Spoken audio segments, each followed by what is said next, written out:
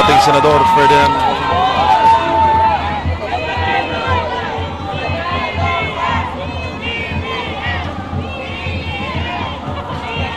Para sa Dilima lang na. Dahan yung camera nyo.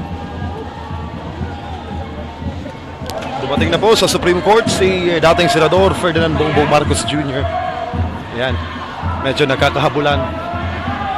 Habol tayo.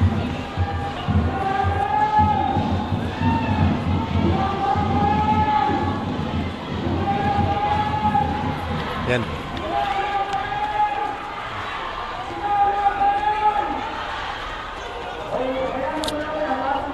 Pasok tayo sa loob ng Supreme Court.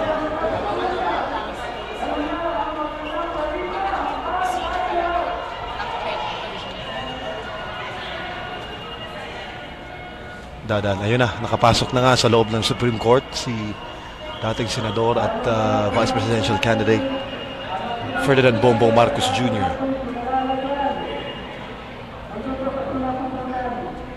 Bawal kasi sa loob yung media sa gagawing paghahain niya ng counter-protest.